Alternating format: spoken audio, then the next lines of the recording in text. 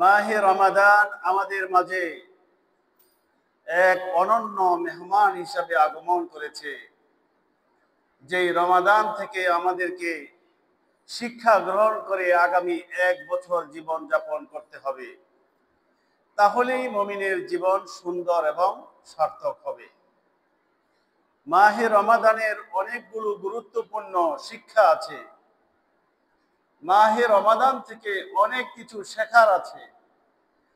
এর মধ্যে গুরুত্বপূর্ণ 10টি শিক্ষার বিষয়ে আমি আপনাদের সামনে আলোচনা করব ইনশাআল্লাহ।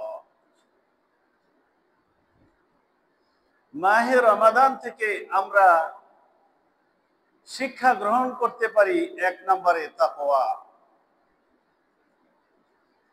তাকওয়া শব্দটি আরবি শব্দ, বাংলার যার অর্থ দাঁড়ায় হচ্ছে খোদাভীতি, আল্লাহ ভীতি, আল্লাহকে ভয় করা। আল্লাহ তাআলা আমাকে সব সময় দেখছেন। ফেরেশতাগণ আমাদের সকল আমল প্রতি মুহূর্তে লিখছেন। আল্লাহ তাআলার কুদরতি ক্যামেরায় আমাদের সকল কর্মকাণ্ড রেকর্ড হচ্ছে। এই বিশ্বাস অন্তরে রাখার নাম হচ্ছে তাকওয়া। আল্লাহ রাব্বুল আলামিন বলছেন, এই রমাদান যে তোমাদেরকে দিলাম, এই রমাদানের মাধ্যমে তোমরা তাকওয়া অর্জন করতে পারবে। রব্বুল আলামিন কোরআনুল কারীমের সূরাতুল বাকারার 183 নম্বর আয়াতে রব্বুল আলামিন বলছেন, লাআল্লাকুম তাত্তাকুন। এই যে রমজান তোমাদেরকে দিলাম, এই রমজান মাসে রোজা রাখার মাধ্যমে তোমরা তাকওয়া অর্জন করতে পারবে, খোদাভীতি অর্জন করতে পারবে, আল্লাহকে ভয় করা শিখতে পারবে।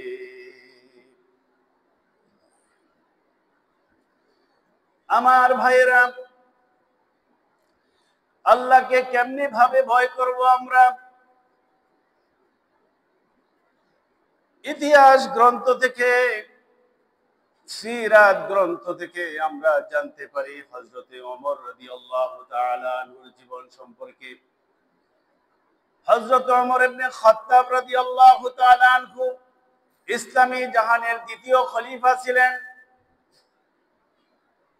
মুসলিম জাহানের দ্বিতীয় খলিফা হযরতে ওমর রাদিয়াল্লাহু তাআলা আনহু তার প্রজাদের অবস্থা দেখার জন্য প্রতি রাত্রে ছদ্মবেশে ঘুরে বেড়াতেন। একদিনের ঘটনা, হযরত ওমর রাদিয়াল্লাহু রাতের বেলায় প্রজাদের দুঃখ কষ্ট ব্যথা বেদনা জানার জন্য ছদ্মবেশে রাতের বেলা ঘুরে বেড়াচ্ছেন। হঠাৎ করে পাশেই একটি কুঠুরি ছিল, একটি ঘর ছিল। ঘরের মধ্য থেকে একজন মেয়ে এবং মেয়ের মা, দুইজন মহিলার কথা শোনা যাচ্ছিল।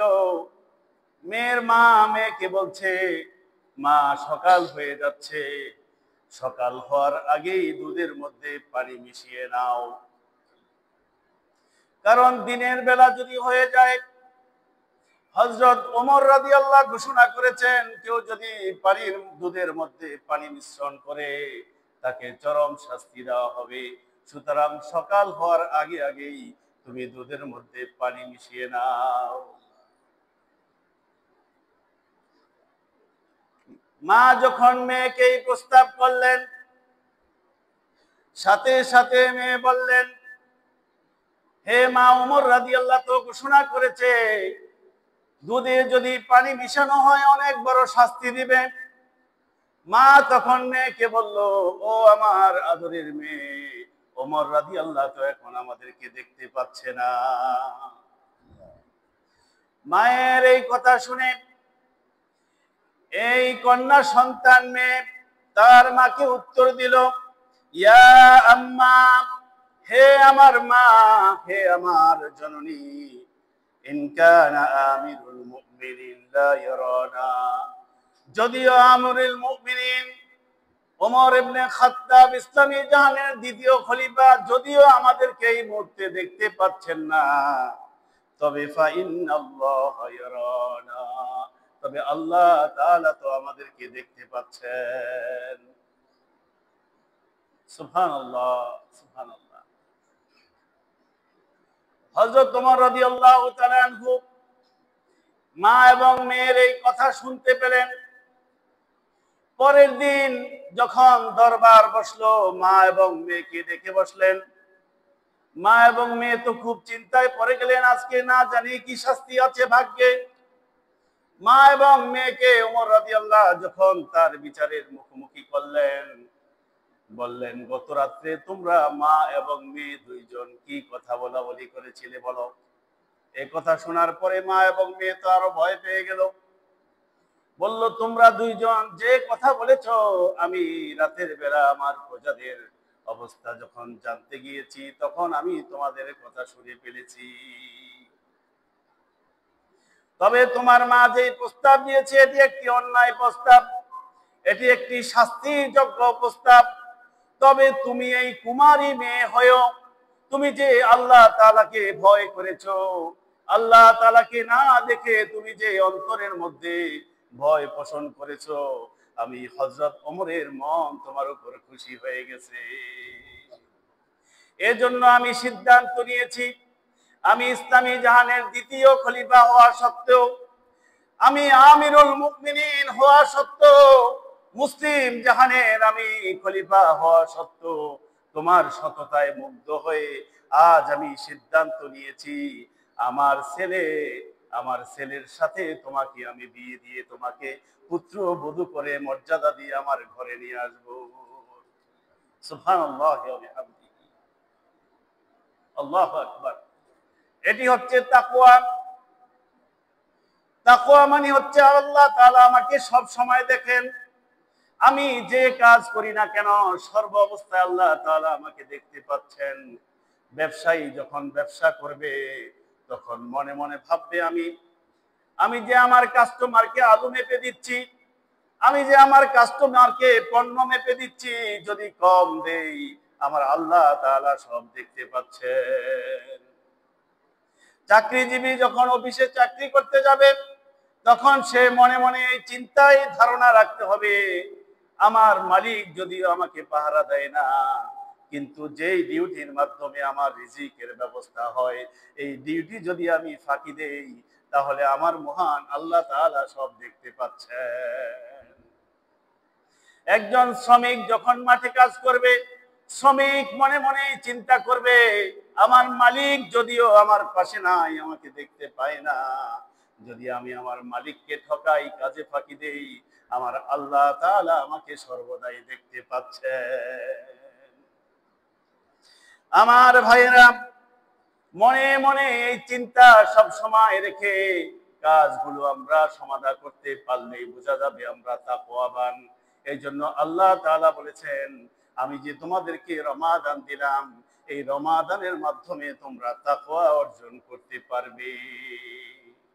তাহলে রমজানের 1 নম্বর শিক্ষা আমরা কি পেলাম? আমরা তাকওয়া অর্জন করব। আল্লাহ তাআলা আমাকে সব সময় দেখছেন, সকল কাজ ফেরেশতারা লিখছেন, এবং আল্লাহ তাআলার কুদরতি ক্যামেরার মাধ্যমে আমার সকল কাজ রেকর্ড হচ্ছে।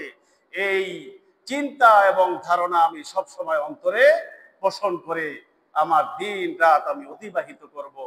বলেন তো দেখি, এই চিন্তা যদি কাহার মধ্যে সেট হয়ে যায়, সে কি কোনো অপরাধ করতে পারে? তাহলে আমরা রমজানের মধ্য দিয়ে, মাহে রমাদানের মধ্য দিয়ে আমরা তাকওয়া অর্জন করব। আল্লাহ তাআলা আমাদেরকে তাকওয়াবান হওয়ার তৌফিক দান করুন। মাহে রমাদানের মাধ্যমে 2 নম্বর শিক্ষা হচ্ছে ধৈর্য ধারণ করা যায়, সবর শেখা যায়। রমজানে রোজা রাখলে পরে মানুষের মধ্যে ধৈর্য সৃষ্টি হয়, সবর সৃষ্টি হয়। কারণ রমজান ছাড়া অন্যান্য সময় আমরা দৈনিক কমপক্ষে 3 বেলা খাবার খেয়ে থাকি, কেউ কেউ 6 বেলা খাবার খেয়ে থাকে, 3 বেলা নাস্তা করে আর 3 বেলা খাবার খায়। অনেক মানুষ আছে দিনের বেলায় যাদের এই সমস্ত শরীয়তের নিষিদ্ধ কাজকর্ম, যেমন সিগারেট খাওয়া, বিড়ি খাওয়া, জর্দা খাওয়া, গুল খাওয়া, এই সমস্ত খাবার যারা খেয়ে থাকেন এগুলি শরীয়তে নিষিদ্ধ। কিন্তু এই নিষিদ্ধ খাবার কেউ যদি গ্রহণ করে থাকেন রোজার আগে, কিন্তু রমজান মাসে রোজা রাখার কারণে সেও ধৈর্য ধারণ করে, সেও দিনের বেলায় এগুলি গ্রহণ করে না, তাইলে রোজা আমাকে কি শিক্ষা দিল? আমাদেরকে সবর শিক্ষা দিয়েছে। রোজা আমাদেরকে কি শিক্ষা দেয়? ধৈর্য ধরা শিক্ষা দেয়। অনেক মুরব্বীরা আছেন, দেখতে পারবেন খাবারের জন্য ঘরের মধ্যে কোনো কথা বলে না, উৎপাত করে না, কিন্তু যদি তার পান দিতে দেরি হয় ঘরের মধ্যে তুল কালাম লেগে যায়, খাবারের সাথে সাথেই তাকে পান দিতে হবে। কিন্তু কি দেখেন মজার বিষয়, এই যে সারাদিন সকাল সেই ভোর রাত্র থেকে সন্ধ্যা পর্যন্ত চলে যাচ্ছে, যেই লোকটা দিনের বেলায় 5টা 7টা 10টা পান খেয়ে শেষ করে দেয়, সারাদিন সে যে একটা পানও খেতে পারলো না, সে কারোর সাথে কোনো বাক বিতণ্ডা করে না, সে ধৈর্য ধারণ করে। কি করে? সে ধৈর্য ধারণ করে। রোজা তাকে ধৈর্য ধারণ করতে শিখিয়েছে।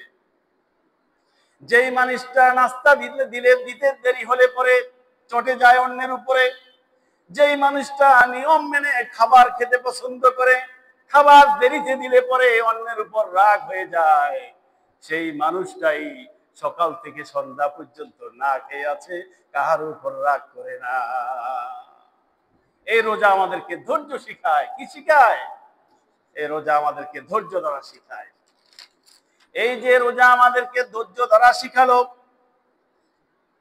এই যে আমাদেরকে সবর শিখালো, এই ধৈর্যটা একদিনের জন্য নয়, এই ধৈর্যটা রমজানের 1 মাসের ট্রেনিং এর মাধ্যমে আল্লাহ তাআলা বান্দাকে শিখাতে চান। তুমি সারা বছর ব্যাপী এইভাবে ধৈর্যবান বান্দা হিসাবে তুমি থাকবে, তুমি সকল ক্ষেত্রে ধৈর্য ধারণ করবে, তুমি অস্থির হয়ে যাবে না, স্বাভাবিকভাবে সব রিসিভ করবে। এমনকি তোমার যদি বিপদ আপদ হয়, তোমার যদি কোনো মুসিবত হয়, তারপরও তুমি হা উতাস না করে তুমি ধৈর্য ধারণ করবে।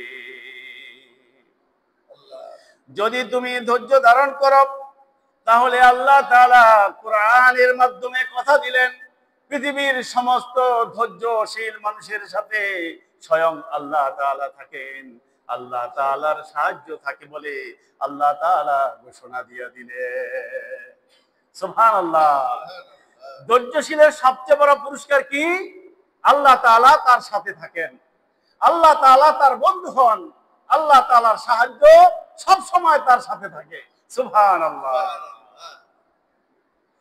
আমার ভাইরা, আল্লাহ রাব্বুল আলামিন সূরা আনফালের 46 নম্বর আয়াতে আল্লাহ তাআলা বলছেন, ওয়াসবিরু ইন্নাল্লাহা মা'আস সাবিরিন, তোমরা ধৈর্য ধারণ করো, কেননা ধৈর্য ধারণকারীর সাথে স্বয়ং আল্লাহ তাআলা নিজেই থাকেন।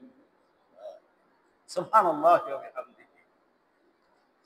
আমার ভাইয়েরা, তাহলে আমরা 2 নম্বর শিক্ষা পেলাম, আমরা ধৈর্য ধারণ করা শিখব। 1 নম্বর শিক্ষা পেলাম, আমরা আল্লাহ তাআলাকে ভয় করতে শিখব, সব সময় আল্লাহ তাআলাকে আমরা ভয় করে চলব। 2 নম্বর শিক্ষা পেলাম, আমরা সকল কাজে ধৈর্য ধারণ করব।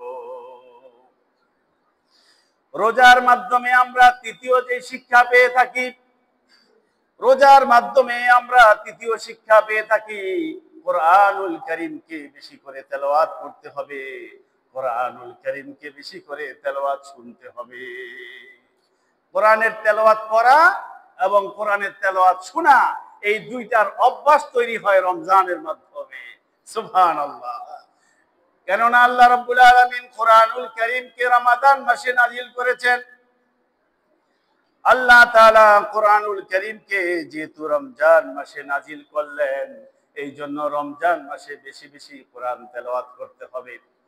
আল্লাহর প্রিয় বান্দারা দিনের বেলায় রোজা রাখবে, ইবাদত বন্দেগী করবে, কোরআন তেলাওয়াত করবে, রাতের বেলায় তারাবির নামাজের মধ্যে কোরআন তেলাওয়াত শুনতে থাকবে। গভীর রাত যখন হয়ে যায়, তাহাজ্জুদের নামাজের মধ্যে দাঁড়িয়ে দাঁড়িয়ে আল্লাহর কোরআন তেলাওয়াত করবে, আল্লাহর সাথে চুপি চুপি কথা বলতে থাকবে।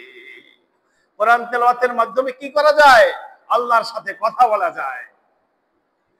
কোরআন তেলাওয়াতের মাধ্যমে আল্লাহ তাআলার সাথে কথা বলা যায়। কেউ যদি পছন্দ করে আমি আল্লাহর সাথে কথা বলতে চাই, তাহলে তার মাধ্যম কি কিভাবে সে কথা বলবে?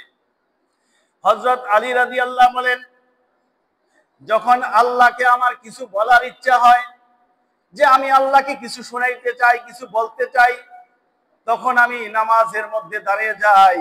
কারণ বান্দা যখন নামাজে দাঁড়িয়ে যায়, আল্লাহ তাআলা তখন ওই নামাজের দিকে মনোযোগ দিয়ে দেন। নামাজি সব কথা আল্লাহ তাআলা মনোযোগ দিয়ে কি করতে থাকেন? শুনতে থাকেন। আলী রাদিয়াল্লাহু বলেন, আমার যখন কিছু ইচ্ছা হয় আমি আল্লাহকে কি করব? আল্লাহকে বলবো, তখন আমি নামাজ পড়ি। সুবহানাল্লাহ। তাইলে আমরা নামাজের মাধ্যমে আল্লাহর কাছে কি করব? আমাদের কথাগুলি বলবো। আলী রাদিয়াল্লাহু বলেন, যখন আমার ইচ্ছা হয় আমি আল্লাহর থেকে কিছু শুনবো, এতক্ষণ তো আমি আমার কথা বলেছি নামাজের মধ্য দিয়ে, আমি আল্লাহর কাছ থেকে আমি কিছু শুনতে চাই, যখন আমার ইচ্ছা হয় তখন আমি কোরআন তেলাওয়াত করা শুরু করে দিই। সুবহানাল্লাহ। তাহলে নামাজের মাধ্যমে বান্দা বলে, বান্দা কি করে? বলে, আল্লাহ শুনে। কথা ক্লিয়ার হয়েছে? নামাজের মধ্য দিয়ে বান্দা বলে, আল্লাহ কি করে? শুনে। আর কোরআন তেলাওয়াতের মাধ্যমে আল্লাহ তাআলা কি করেন? বান্দা বলে, আল্লাহ তাআলার যে কথাটা, এই আল্লাহ তাআলার কথাটা বান্দা কি করে থাকে? শুনে থাকে। মানে আল্লাহ বলে, এখানে বান্দা শুনে, আর ওখানে বান্দা বলে, আল্লাহ শুনে। নামাজের মধ্য দিয়ে বান্দা আল্লাহ তাআলাকে বলে, আল্লাহ তাআলা তার প্রার্থনা কি করেন? শুনেন। আর কোরআন তেলাওয়াতের মধ্য দিয়ে আল্লাহ তাআলা যেটা বলেন সেটা বান্দা শুনে। সুবহানাল্লাহ। কারণ কোরআনটা কার কথা? গোটা কোরআনটা আল্লাহর কথা। আপনি যখন আল্লাহর কথা শুনতে চান তখন কোরআন তেলাওয়াত করবেন, আর যখন আল্লাহকে শোনাতে চান তখন কি করবেন? নামাজে দাঁড়িয়ে যাবেন। সুবহানাল্লাহ। আমার ভাইয়েরা, তাইলে রমজান আমাদেরকে 3 নম্বর শিক্ষা দিল। রমজান শিক্ষা দিল আমরা কোরআন তেলাওয়াত বেশি বেশি করব, কোরআন তেলাওয়াত আমরা বেশি বেশি শুনব। মোবাইলের মাধ্যমে, ফেসবুকের মাধ্যমে, ইউটিউবের মাধ্যমে ঘন্টাছে ঘন্টা সময় ব্যয় না করে আপনি মোবাইলের অ্যাপস বের করে কোরআন তেলাওয়াত আপনি শুনতে থাকুন। কোরআন তেলাওয়াত শুনলেও আপনার সওয়াব হবে, কোরআন তেলাওয়াত করলেও সওয়াব হবে। এই জন্য আপনি ভালো লোকে, ভালো আলোচকের আলোচনা শুনুন, ভালো তেলাওয়াতকারীর তেলাওয়াত শুনুন। আপনার সময়গুলিকে ভালো ভালো কাজে লাগান। ফেসবুকে, ইউটিউবে কারণে আপনার সময় নষ্ট করে ফেলবেন না। আপনি কোরআন তেলাওয়াত শুনতে থাকুন, আর মোবাইলের মাধ্যমে আপনি কোরআন তেলাওয়াতও করতে পারেন। সরাসরি কোরআন তেলাওয়াত করতে পারলে সবচেয়ে উত্তম। আধুনিক জমানার এই যুবকেরা বেশিরভাগ সময় প্রযুক্তির বিষয়গুলো নিয়ে ব্যস্ত থাকে। এই জন্য তার হাতে যে ডিভাইসটা আছে, যে মোবাইলটা আছে, চাইলে এই মোবাইলটার মাধ্যমে সে আল্লাহ তাআলার প্রিয় বান্দা হয়ে যেতে পারে। মোবাইলে কোরআনের অ্যাপস আছে না? তাফসীরের অ্যাপস আছে না? আপনি মোবাইল থেকে বের করে যখন আপনি সময় পান, যখন অবসর সময় পান, কোরআন খুলে আপনি কোরআন পড়েন। কোরআন যদি আপনি সরাসরি দেখে পড়েন তাহলে আপনার একটা উপকার হবে, চোখের জ্যোতি আপনার কখনোই নষ্ট হবে না। কোরআন যদি যারা বেশি বেশি কোরআন তেলাওয়াত করবে তাদের কি হবে না? তাদের চোখ নষ্ট হবে না। সুবহানাল্লাহ। মোবাইল যদি বেশি বেশি দেখে তাদের কি হয়ে যাবে? বিপরীতটা, চোখ নষ্ট হয়ে যাবে। এই জন্য আপনি যখন অবসর পান কোরআন থেকে সরাসরি পড়ুন, যখন আপনি অবসর পাবেন না মোবাইল থেকে আপনি কোরআন পড়ুন, কোরআন শুনুন। যদি কোরআন আপনি পড়েন, কোরআন শুনেন, কোরআন পড়ার এবং শোনার আপনি অভ্যাস তৈরি করেন, তাহলে এই কোরআন এমন একটা বন্ধু, এই কোরআন এমন একটা সঙ্গী, এই কোরআন আপনাকে জান্নাতে না নিয়ে ছাড়বে না, এই কোরআন জান্নাতে নিয়ে তারপরে আপনার থেকে বিদায় নিবে। আল্লাহর নবী সাল্লাল্লাহু আলাইহি ওয়াসাল্লামের বিখ্যাত হাদিস গ্রন্থ মুসলিম শরীফের 804 নম্বর হাদিসে আল্লাহর নবী বলেন, ইকরাউল কুরআন, তোমরা কোরআনকে তেলাওয়াত করতে থাকো, তোমরা কোরআন তেলাওয়াত করো। ফাইন্নাহু ইয়াতি ইয়াউমাল কিয়ামাতি শাফিআন লিআসহাবিহি, কেননা কিয়ামতের দিন কোরআন তার তেলাওয়াতকারীর জন্য আল্লাহ তাআলার কাছে সুপারিশ করবে। সুবহানাল্লাহ। তাহলে যিনি কোরআন তেলাওয়াত করবেন, কোরআন কিয়ামতের দিন আল্লাহর কাছে তার জন্য কি করবেন? সুপারিশ করবেন। সুবহানাল্লাহ। আমার ভাইরা, আল্লাহ তাআলার যত সৃষ্টি আছে, আল্লাহ তাআলার যত মাখলুক আছে, তার মধ্যে কোরআন একটা কিন্তু মাখলুক, কোরআন একটা আল্লাহ তাআলার সৃষ্টি। এই সৃষ্টি কিয়ামতের দিন আল্লাহ তাআলা তাকে জীবন দিবেন, তাকে জীবন দিবেন, সে কথা বলতে পারবে। যে কোরআন আপনি তেলাওয়াত করেছেন, সেই কোরআন আপনার জন্য আল্লাহ তাআলার কাছে জীবন্ত হয়ে আল্লাহর কাছে সুপারিশ করার জন্য হাজির হবে। ওই কোরআন বলবে, রব্বুল আলামিন রাতের বেলা মানুষেরা যখন ঘুমাতো, আমি আমার এই কোরআন প্রেমীকে রাতের বেলায় ঘুমাতে দেই নাই, ঘুম নষ্ট করে সে বসে বসে কোরআন তেলাওয়াত করতো। আল্লাহ, যেই বান্দা আমাকে ভালোবেসেছে, কোরআন তেলাওয়াত করছে, দিনের বেলায় যখনই অবসর পাইতো সে কোরআন তেলাওয়াত করতো, কোরআন তেলাওয়াত শুনতো। ও আল্লাহ, যেই বান্দা আমাকে ভালোবেসেছে, আমি তার জন্য আজকে আপনার কাছে সুপারিশ করছি, আপনি তাকে মাফ করে দেন। আল্লাহ তাআলা যদি ঘোষণা দেন মাফ করে দিলাম, তাহলে সে জান্নাত পর্যন্ত ঠিকানা, জান্নাতে পৌঁছে দিয়ে কোরআন বিদায় নিবে। আর আল্লাহ যদি বলেন না, তাকে মাফ করা হবে না, আল্লাহ তাআলার কাছে তখন কোরআন বলবে, আল্লাহ তাহলে এক কাজ করেন, তাকে সহকারে আমাকে সহকারে জাহান্নামে দিয়ে দেন।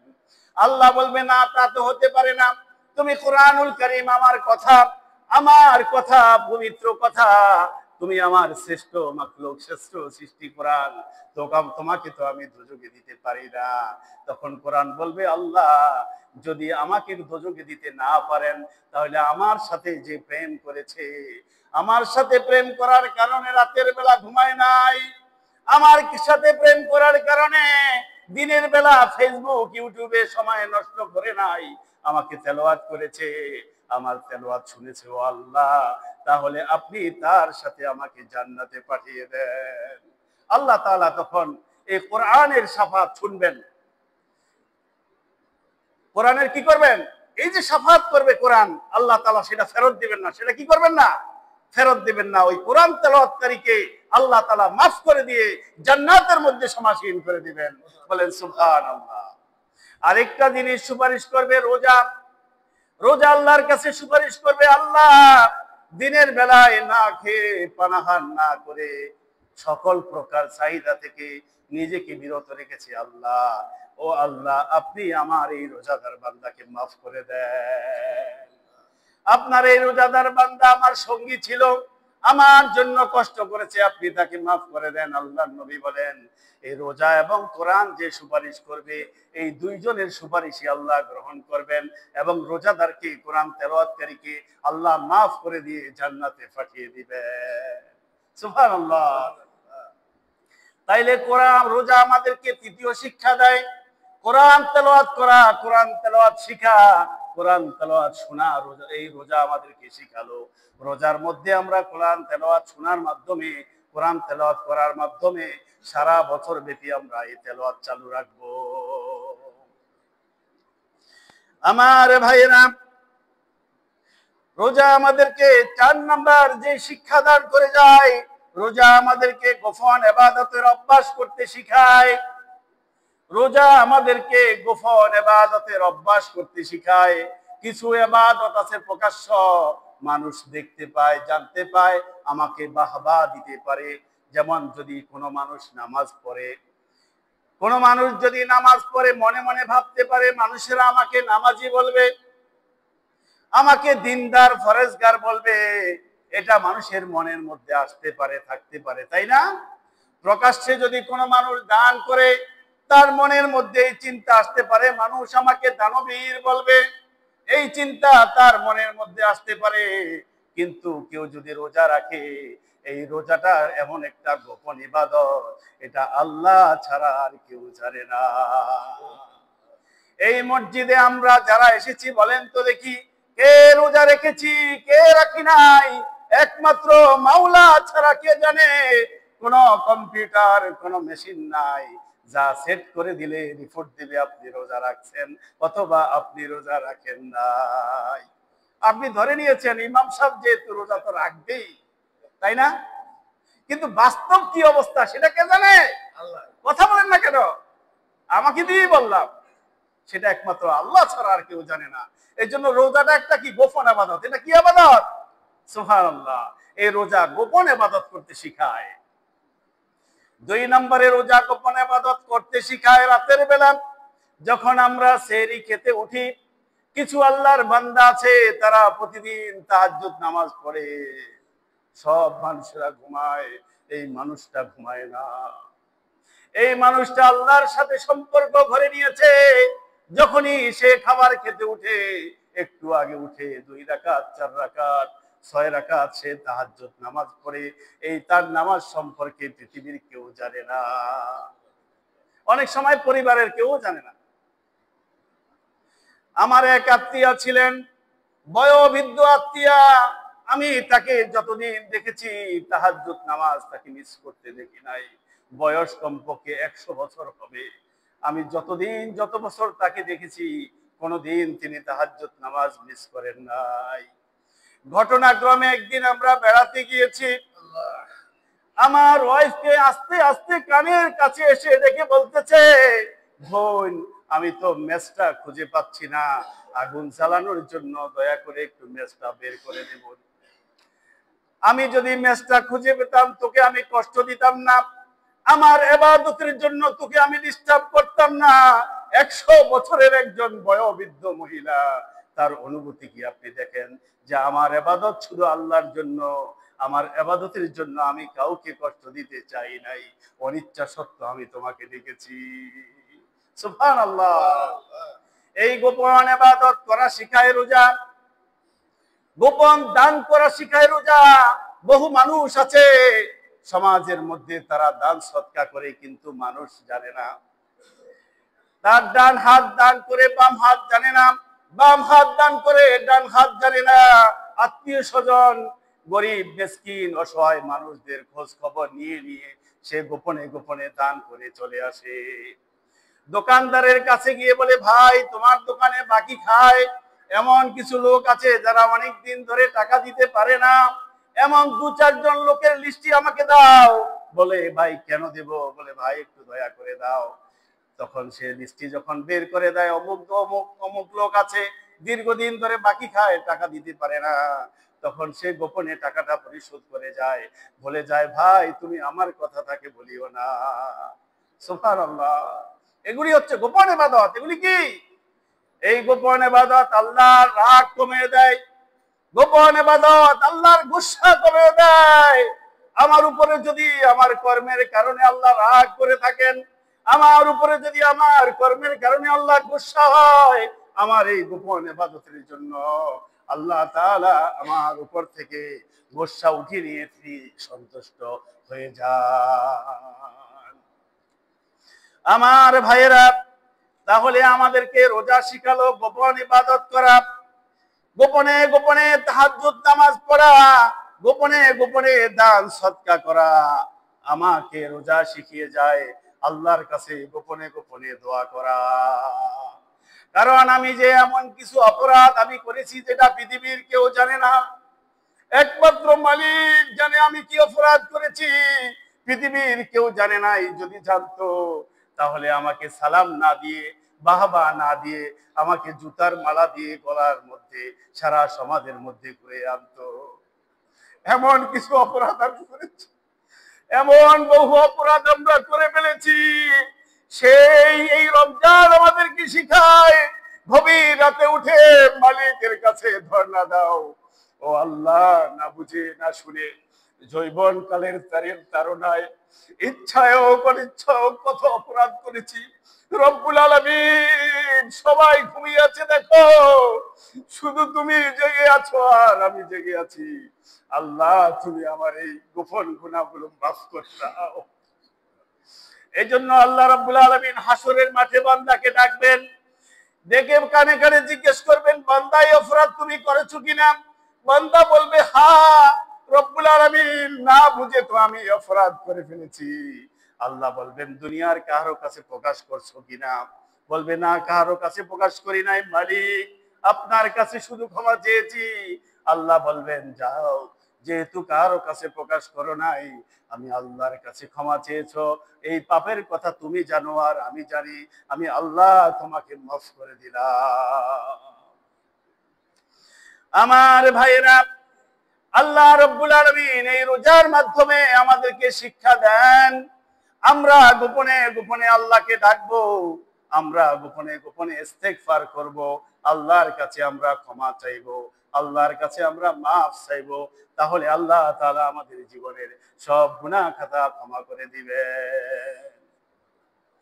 এবং যারা এই গোপনের ইবাদত করবে, গোপনে তাহাজ্জুদ নামাজ পড়বে, দান সদকা করবে, গোপনে দোয়া করবে, আর এই গোপন যে রোজা, এই রোজার হক আদায় করে রোজাটা রাখবে, মিথ্যা কথা বলবে না, অন্যায় অপরাধ করবে না, কারো উপর কোনো জুলুম করবে না, রোজার হক আদায় করে রোজাটা যদি রাখে, তাহলে আল্লাহর নবী সাল্লাল্লাহু আলাইহি ওয়াসাল্লাম এই বান্দার বিষয়ে আল্লাহর নবী বলেন, বুখারী শরীফের 1901 নম্বর, মুসলিম শরীফের 760 নম্বর হাদিসে আল্লাহর নবী সাল্লাল্লাহু আলাইহি ওয়াসাল্লাম বলেন, মান সামা রমাদানা ঈমানাও ওয়া ইহতিসাবান গুফিরা লাহু মা তাকদ্দামা মিন যামবিহি।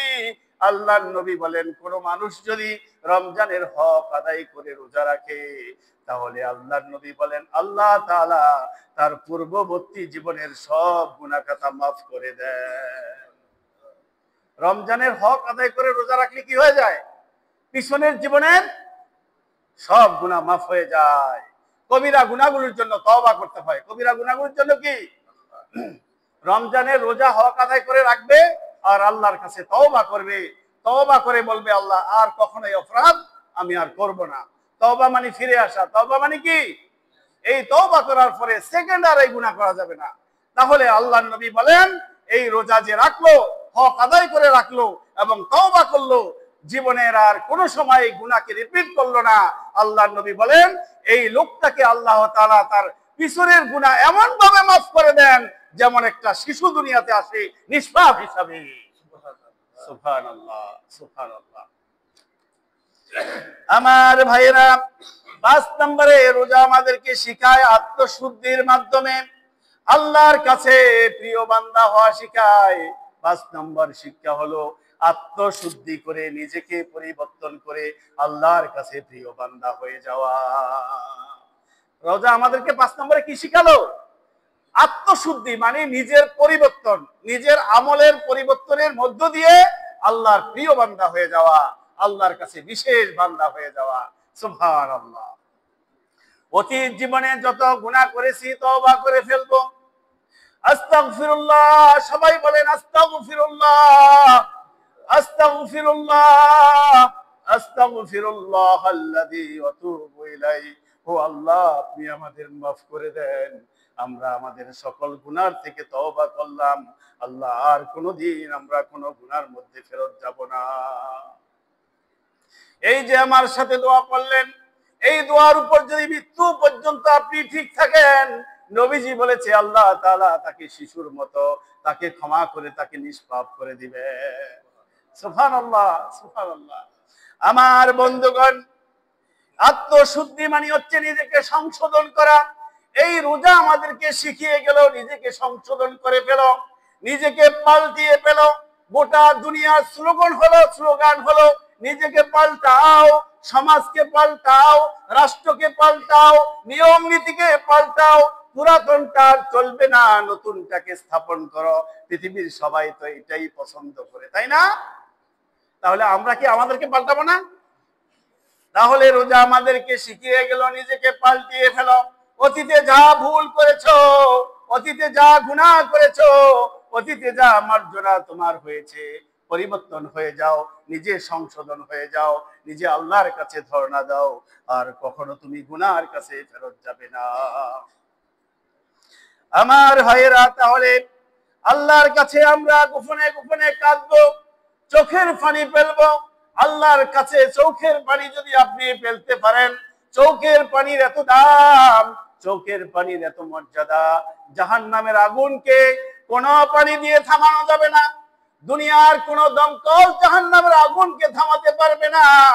পৃথিবীর সমস্ত সমুদ্রের পানি ঢেলে দিলেও জাহান্নামের আগুন কমবে না। আল্লাহ তাআলার একজন অনুতপ্ত বান্দার, একজন গুনাহগার বান্দার এক ফোঁটা চোখের পানি যদি তারপরে আল্লাহকে স্মরণ করে, অনুশোচনা করে, তওবা করে যদি এক ফোঁটা চোখের পানি বের হয়, নবীজি বলেন তার নাকের ডগা বেয়ে বেয়ে যখন পানিটা নাকের আগা পর্যন্ত আসে, তার আগেই আল্লাহ তাআলা বান্দার জীবনে সব গুনাহ মাফ করে দেন। সুবহানাল্লাহ, সুবহানাল্লাহ। আল্লাহ তাআলা কত দয়াবান, কত মেহেরবান। আমার ভাইরা, তাহলে আমরা আত্মশুদ্ধির মাধ্যমে, নিজেকে পরিবর্তন করার মাধ্যমে আল্লাহর কাছে আমরা প্রিয় বান্দা হয়ে যাব, আল্লাহর কাছে আমরা বিশেষ বান্দা হয়ে যাব। ইবনে মাজার হাদিস, ইবনে মাজার 3989 নম্বর হাদিসে আল্লাহর নবী সাল্লাল্লাহু আলাইহি ওয়াসাল্লাম বলেন, ইন্না মিন ইবাদিল্লাহ, আল্লাহর কিছু বান্দা এমন আছে, আল্লাহর কিছু সৃষ্টি বান্দা এমন আছে, যেই বান্দাগুলোর বৈশিষ্ট্য শুনেন। আনাসান আনাসান লাইসু বিআম্বিয়া ওয়ালা শুহাদা, এই পৃথিবীতে আল্লাহর কিছু এমন বান্দা আছে যেই বান্দাগুলো আল্লাহর কোন নবী না। কথাটা বুঝতে পারছেন হাদিসের? এই পৃথিবীতে আল্লাহর এমন কিছু বান্দা আছে, এমন কিছু পেয়ারা বান্দা আছে, যেই বান্দারা মূলত নবী না, যেই বান্দারা মূলত শহীদও না। তারা নবীও ছিল না, তারা শহীদও ছিল না। তাদের অবস্থা বুঝেন, তারা কি? ওয়ালা শুহাদা, তারা শহীদও না। তারা শহীদ না হওয়ার পরেও ইয়াগবিতুহুমুল আম্বিয়াউ ওয়াশ শুহাদাউ বিমাকানিহিম ইনদাল্লাহ। তারা নবীও ছিল না, তারা শহীদও ছিল না, কিন্তু তাদের আমল এত বেশি ভালো ছিল যে আমলগুলোর কারণে আল্লাহ তাআলা তাকে এত বেশি মর্যাদা দিবেন। কিয়ামতের দিন ওই নবীরা এবং শহীদরা তাদের আসনের জন্য আল্লাহর কাছে ঈর্ষা প্রকাশ করবে। সুবহানাল্লাহ। তাদেরকে এত মর্যাদা দিবেন, নবীরা এবং শহীদরা আশ্চর্য হয়ে যাবে, তারা ঈর্ষান্বিত হয়ে যাবে। আল্লাহ, আমরা নবী, আমরা শহীদ, কিন্তু আমাদের চাইতে মর্যাদা এদের কিভাবে হলো? এমন কিছু বান্দা আল্লাহর এই দুনিয়ায় আছে, যেই বান্দারা তারা নবীও না, তারা শহীদও না, কিন্তু তারা আল্লাহ তাআলাকে ভালোবাসে, তারা আল্লাহ তাআলাকে ভয় পায়, তারা আল্লাহ তাআলাকে চরম ভাবে ভালোবাসে, আল্লাহ তাআলার সাথে তারা প্রেম করা পছন্দ করে। তারা হাঁটতে চলতে সব সময় আল্লাহর কাছে ক্ষমা চায়। তারা যখনই রাস্তায় চলে বলে আস্তাগফিরুল্লাহ, আল্লাহ আমাকে মাফ করে দেন। তারা যখন শুইতে যায় তখনও বলে আস্তাগফিরুল্লাহ, আল্লাহ আপনি আমাকে মাফ করে দেন। যখন সে সময় পায় বলে আমি দুরূদ পড়ে আল্লাহুম্মা সাল্লি আলা মুহাম্মদ ওয়া আলা আলি মুহাম্মদ। এই বান্দার বৈশিষ্ট্য সব সময় আল্লাহর কাছে ক্ষমা চায়। এই বান্দার বৈশিষ্ট্য সব সময় আল্লাহ রাসূলের প্রতি দুরূদ পড়ে। এই বান্দার বৈশিষ্ট্য যখনই সময় পায় 2 রাকাত নফল নামাজ পড়ে ফেলে, মাগরিবের 5 রাকাত নামাজ পড়ে সব মুসল্লি বেরিয়ে যায়, কিন্তু এই বান্দা বাইর হয় না। 2 রাকাত বাড়তি নফল নামাজ পড়ে, যোহরের 10 রাকাত নামাজ পড়ে অনেক বান্দা বাইর হয়ে যায়। এই বান্দা বাইর হয় না। 2 রাকাত নফল নামাজ পড়ে, এশার নামাজের নামাজ পড়ে সেই অন্ধ বান্দারা 9 রাকাত পড়ে বের হয়ে যায়। এই বান্দা বের হয় না। 2 রাকাত নফল নামাজ সে পড়ে, অন্যান্য মানুষেরা ফজর নামাজের পরে মসজিদ থেকে বের হয়ে যায়, কিন্তু এই বান্দা বের হয় না। সূর্য ওঠার পরে 2 রাকাত এশার নামাজ পড়ে। অন্য মানুষেরা সারা রাত ধরে ঘুমায়, কিন্তু এই বান্দা সারা রাত ঘুমায় না। যখনই সময় পায় রাতের গভীর অন্ধকারে আল্লাহ তাআলার সাথে প্রেম করার জন্য উঠে উজু করে 2 রাকাত নামাজ পড়ে সিজদা দিয়ে আল্লাহর কাছে কাঁদতে থাকে। বলেন এই বান্দা কি সাধারণ বান্দা? কথা বলেন না কেন? এই বান্দা কি আপনার আমার মতো সাধারণ বান্দা? এই বান্দা আল্লাহর কাছে বিশেষ বান্দা। হতে পারে সে আপনার বাড়ির দারোয়ান, হতে পারে সে মসজিদের মুয়াজ্জিন, হতে পারে আপনার অফিসের সে একজন কি পিয়ন, হতে পারে আপনি অফিসের বস, হতে পারে সে পিয়ন। এমন ঘটনা ঘটবে কিয়ামতের দিন, বহুত জাহান্নামে চলে যাবে, তার পিয়নটা জান্নাতে চলে যাবে। এমন ঘটবে কিয়ামতের দিন, বহুত বাড়িওয়ালা জাহান্নামে চলে যাবে, তার দারোয়ানটা জান্নাতে চলে যাবে। কারণ আল্লাহর কাছে পরিচয় বাড়িওয়ালা হিসাবে নয়, আল্লাহর কাছে পরিচয় খতিব হিসাবে নয়, আল্লাহর কাছে পরিচয় বড় আলেম হিসাবে নয়। আল্লাহর কাছে পরিচয় শুধু আল্লাহর সাথে কে কত বেশি প্রেম করতে পারলো, আল্লাহর সাথে পরিচয় আল্লাহকে কে কত বেশি ভালোবাসতে পারলো, আল্লাহর সাথে পরিচয় আল্লাহকে কে কত বেশি স্মরণ রাখতে পেরেছে। সুবহানাল্লাহ। আমার ভাইয়েরা, তাহলে আমরা এই রমজান থেকে শিক্ষা গ্রহণ করে আমাদের বাকি জীবনটা আমরা এইভাবে প্রতিবাহিত করব। রমজান আমাদেরকে 6 নম্বরে শিক্ষা দেয় নামাজের মধ্যে ধৈর্য তৈরি হওয়া। রমজান আমাদেরকে কি শেখায়? নামাজের মধ্যে ধৈর্য তৈরি করা আমাদেরকে শেখায়। অন্যান্য সময় আমরা নামাজ পড়তে যখন আসি, জোহরের নামাজ, আসরের নামাজ, মাগরিবের নামাজ, এই অল্প অল্প সময়ে নামাজ পড়ে আমরা সবাই চলে যাই, তাই না? কিন্তু তারাবির নামাজ পড়ে যারা পুরোপুরি যারা তারাবি পড়ে, তারা ধৈর্য ধারণ করেই 20 রাকাত তারাবি পড়ে, তাই না? এরপরে যারা খতম তারাবি পড়ে তারা কি করে? তারা আরো বেশি ধৈর্য ধারণ করে। এরপরে আল্লাহর আরো কিছু প্রিয় বান্দা আছে, তারা প্ল্যান করে, তারা হাফেজকে ঠিক করেছে, ভাই তুমি তোমার এই ট্রেনকে 80 কিলোমিটার গতিতে চালানোর কোনো দরকার নাই, তুমি আস্তে আস্তে পড়ো। সুবহানাল্লাহ। এমন বহুত জায়গা আছে, কিন্তু খোঁজখবর নিয়ে দেখবেন আপনার নামাজ শেষ হয়ে যায় আধা ঘন্টায়, তাদের নামাজ শেষ হয় 2.5 ঘন্টা 3 ঘন্টায়। এই যে আল্লাহর সামনে দাঁড়িয়ে থাকলো, এই যে লম্বা সময় ধরে কোরআন তেলাওয়াত শুনলো, তার মধ্যে কোরআন শোনার মহব্বত তৈরি হয়ে গেছে। নামাজের মধ্যে লম্বা সময় ধরে দাঁড়ানোর মহব্বত তৈরি হয়ে গেছে। তাহাজ্জুদের মধ্যে লম্বা সময় দাঁড়ানোর তার কি হয়ে গেছে? মহব্বত তৈরি হয়ে গেছে।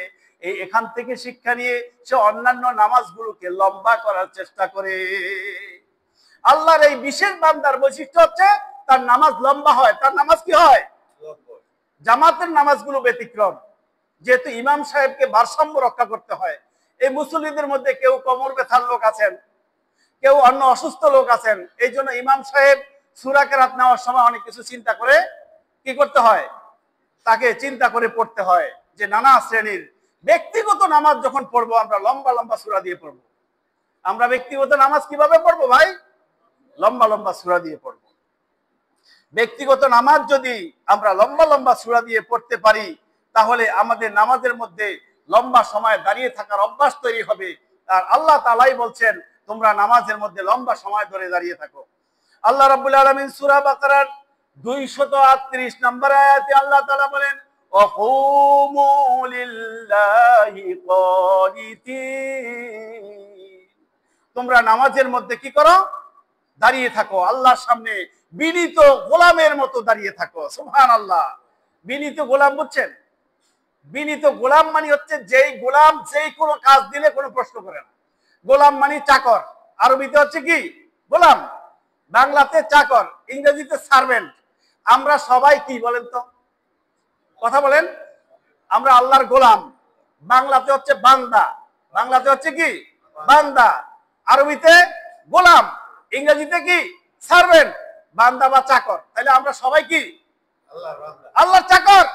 বলতে কি লজ্জা হয়? আমি বলছি আমি আল্লাহর চাকর, আমার বাবা আল্লাহর চাকর, আমার দাদা আল্লাহর চাকর, তার দাদা আল্লাহর চাকর, আমার বংশ পরম্পরা আমি চাকরের পুত্র চাকর, চাকরের নাতি আমি চাকর। কার চাকর? আল্লাহর চাকর। এই জন্য আল্লাহর যে আমি চাকরি করতে দাঁড়ালাম, আল্লাহর যে আমি গোলাম হলাম, আমি আল্লাহর গোলাম হিসেবে আল্লাহ তাআলা বলছেন ওয়াকুমু লিল্লাহি কানিতিন, বিনীত গোলামের মতো আমার সামনে দাঁড়িয়ে থাকো। সুবহানাল্লাহ। এমন গোলাম যেই গোলাম কি করে না? কোনো টু শব্দ। তাহলে নামাজের মধ্যে যে আপনি ঠোকর মারেন, রুকু করেন দৌড়ে দৌড়ে করে, সিজদা করেন দৌড়াদৌড়ি করে, কেন করেন আপনি? অথচ আল্লাহ বলেন আমার সামনে বিনয়ের সাথে দাঁড়িয়ে থাকো। তাহলে রোজা আমাদেরকে শিখায় কি? রোজা আমাদেরকে শিখায় আমরা নামাজের মধ্যে বিনয়ের সাথে দাঁড়িয়ে থেকে লম্বা সময় নিয়ে আমাদের ব্যক্তিগত নামাজ পড়বো। ব্যক্তিগত নামাজ কিভাবে পড়বো? আমরা রুকুকে লম্বা করে দিব, রুকু থেকে দাঁড়িয়ে আমরা দাঁড়িয়ে থাকবো, সেজদাকে লম্বা করে দিব, 2 সেজদার মধ্যখানে বসে আমরা দোয়া পড়বো। কেমন? আমাদের সেজদাগুলিতে আমরা লম্বা করব, দোয়াগুলিতে আমরা লম্বা করব। তাহলে রোজা আমাদেরকে শিখায় আমরা লম্বা সময় ধরে নামাজ পড়বো।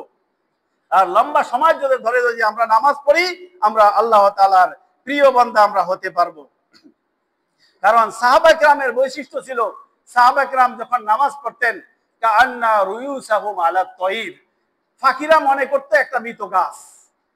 নামাজে এমন ভাবে বিনীতভাবে দাঁড়িয়ে থাকতেন, ফাকিরা মনে করতো কি মক্কার মরুর দেশে তখন তো কি ঘর বাড়ি গাছপালা কম ছিল, পাখিরা আকাশে উঠতে থাকতো, ডাওর দিতে থাকতো, চক্কর দিতে থাকতো, আর দেখতো অনেকক্ষণ পর্যন্ত একটা মৃত মতো কি জিনিস দাঁড়িয়ে আছে।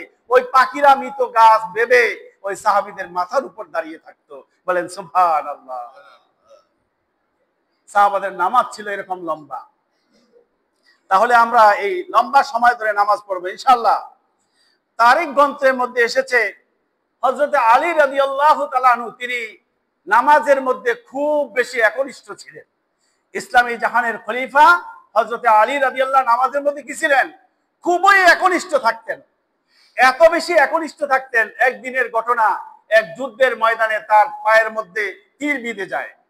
তীরটা খোলার জন্য সবাই চেষ্টা করে, কিন্তু ব্যথা বেদনার জন্য খুলতে পারে নাই। একজন সাহাবী পরামর্শ দিলেন, আলী রাদিয়াল্লাহু যখন নামাজে দাঁড়ায় সে এই দুনিয়ার কাছ থেকে হারিয়ে যায়, তোমরা অপেক্ষা করো কখন সে নামাজে দাঁড়ায়। সাহাবারা অপেক্ষা করতে লাগলো দুজন। উনি যখন নামাজে দাঁড়ালেন তখন তারা দুইজনে জোর করে ধরে তীরটাকে বের করে ফেললেন। নামাজ যখন শেষ হলো, আলী রাদিয়াল্লাহু হাত দিয়ে দেখলেন এখানে তীর নেই। বললেন, আমার তীর গেল কোথায়? বলল, আপনি যখন নামাজে ছিলেন আমরা তীর খুলে ফেলেছি, আপনি কি টের পান নাই? বলল, না আমি তো টের পাই নাই। শুনো, জীবনে একটা সেজদাও আমি দেই নাই যে সেজদায় আমি মহান আল্লাহকে দেখি নাই। সুবহানাল্লাহ। আমি যত সেজদা দেখেছি প্রত্যেক সেজদায় আল্লাহকে দেখে দেখে সেজদা দিয়েছি। সুবহানাল্লাহি ওয়া বিহামদিহি। আপনি যখন আমি যখন সেজদা দিব, এই ধারণা, এই চিন্তা, এই যোগ্যতা অর্জন করতে হবে যে আমি আল্লাহকে দেখছি। আর যদি এই যোগ্যতা অর্জন করতে না পারি, অন্তত এই চিন্তা রাখতে হবে যে আল্লাহ আমাকে দেখছে। আল্লাহ আমাকে কি করতেছে? আল্লাহ আমাকে দেখতেছে। তো আল্লাহ আমাকে দেখতেছে, দুনিয়ার হাকিমের সামনে দাঁড়ায়া কাকু মাকু করেন নাকি বলেন তো? দুনিয়ার হাকিমের সামনে কিভাবে দাঁড়ায়? হাত জোর করে দাঁড়ায়, নাক চুলকায়, চুল টানে, টুপি পাল্টায়, দাঁড়াইতে দাঁড়াইতে পিছনে এমন চুলকানি উঠেছে, তারপরেও তো কি করে না? কারণ হাকিম হয়তো অসন্তুষ্ট হয়ে শাস্তি বাড়িয়ে দিতে পারে, বেয়াদবি দিতে পারে, এর জন্য লড়াছড়া করে না। তাহলে কোন হাকিমের সামনে দাঁড়িয়েছি বলেন তো? দুনিয়ার সব হাকিমদের হাকিম, দুনিয়ার সমস্ত জজের জজ, সেই মহান আল্লাহর সামনে দাঁড়িয়েছি। তাহলে সেই আল্লাহর সামনে দাঁড়িয়ে কিভাবে চুলকাচুলকি করি? এক সাহাবীর ব্যাপারে আল্লাহ রাসূলের কাছে বলা হলো, ইয়া রাসূলুল্লাহ, অমুক সাহাবী যখন নামাজে দাঁড়ায় দাড়ি চুলকায়, হাত চুলকায়, পা চুলকায়। নবীজি বলেন, তার যে অঙ্গ চুলকায় সেই অঙ্গ আল্লাহর তাকওয়া অর্জন করে নাই। এটা আল্লাহকে ভয় পায় না, সে আল্লাহকে কি করে না। যদি সে আল্লাহকে ভয় পেত তাহলে এমনটা নামাজের মধ্যে সে করতো না। সাবধান, নামাজ পড়তে হবে খুব একাগ্র চিত্তে। নামাজ পড়তে হবে কিভাবে? একাগ্র চিত্তে। আমরা রমজান থেকে যে শিক্ষাগুলি পেলাম, এই শিক্ষা গ্রহণ করে বাকি এক বছর পর আমরা অতিবাহিত করব। রমজান আমাকে শিক্ষা দেয় কম খাবার খাবো, কম খাবার খেয়ে সুস্থ থাকবো। রমজান আমাকে শিক্ষা দেয় আমলের প্রতিযোগিতার মাধ্যমে নিজেকে জান্নাতের উপযুক্ত করব। রমজান আমাকে শিক্ষা দেয় যাকাত এবং ফিতরা দিয়ে আমার সম্পদকে আমি পবিত্র করব। রমজান আমাকে শিক্ষা দেয় দীর্ঘ 10 দিন মসজিদে আমি ইতিকাফ করার মধ্য দিয়ে দুনিয়ার থেকে সম্পর্ক বিচ্ছিন্ন করে আল্লাহর সাথে আমি সম্পর্ক করব। তাহলে ফিতরা যাদের উপযুক্ত, যাদের ফিতরা, তারা ফিতরা এখন থেকে দেওয়া শুরু করবেন। ফিতরা আগে দিয়ে ফেলেন। আপনি ফিতরাটা দিয়ে দিলে, ফিতরা তো দিবেন ইনশাআল্লাহ। যাকাত যাদের উপযুক্ত যাকাত দিয়ে দিবেন, গত সপ্তাহে আলোচনা করেছি। যাকাত দিয়ে দিবেন, ফিতরা দিয়ে দিবেন। তাহলে তারও তো একটা প্ল্যান আছে, যাকে আপনি দিবেন সে এখন ঈদের বাজার করবে, রমজানের বাজার করবে, কাপড় চোপড়ের অর্ডার এখন আর কিছুদিনের মধ্যে আর টেলার্সরা নিবে না, তাই না? তাহলে আপনি নতুন কাপড় পরবেন, সে পরবে না। এই জন্য ফিতরাটা আগেই দিয়ে দেন। সরকার নির্ধারিত যাই করুক, 150 টাকা নির্ধারিত করে সরকার বাজার মূল্য অনুযায়ী, আপনি একটু বেশি দেন, অসুবিধা তো নেই। আপনি 200 টাকা হিসাব করে দেন। আল্লাহকে কত সহজে পাইতে চান, হিসাব করেন না কেন? যে আমি আল্লাহকে পেতে চাই, আল্লাহকে পাওয়ার জন্য আমি স্যাক্রিফাইস করতে চাই, আমি ত্যাগ করতে চাই আল্লাহকে পাওয়ার জন্য, এই জন্য 200 করে দেন, হিসাব করে এখন থেকে ফিতরা দিয়ে দেন। তারপরে যাদের জাকাত ফরজ হয়েছে জাকাত হিসাব করে দেন। এখন দিলে লাভ হবে কি, অন্য মাসে দিলে আপনি 1 টাকা 1 টাকাই দিলেন, আর এই মাসে দিলে 1 টাকায় 70 টাকার লাভ পাবেন, বলেন সুবহানাল্লাহ। তাইলে যে এক্সট্রা অফার, এই অফারটা আপনি গ্রহণ করুন। আর এতেকাফ হচ্ছে পরিবার পরিজন থেকে নিজেকে নির্জনে এক জায়গাতে আল্লাহর সাথে প্রেম করার জন্য আলাদা করে নেওয়া। এই এতেকাফ অনেক মর্যাদার, অনেক বড় ইবাদতের। আগামী সপ্তাহে ইনশাআল্লাহ আলোচনা করব এটা নিয়ে লম্বা সময় ধরে। আজকে যেহেতু সময় শেষ, আমি একটু শুধু হিন্স দিয়ে দিলাম। এতেকাফ করার জন্য আপনারা সবাই মানসিকভাবে প্রস্তুতি নেন। আল্লাহর সাথে সম্পর্ক বৃদ্ধি করার জন্য আমি যে রমজানের থেকে 10টি শিক্ষার কথা বললাম, আল্লাহ তাআলা আমাদেরকে আমল করার তৌফিক দান করুন। আসসালামু আলাইকুম।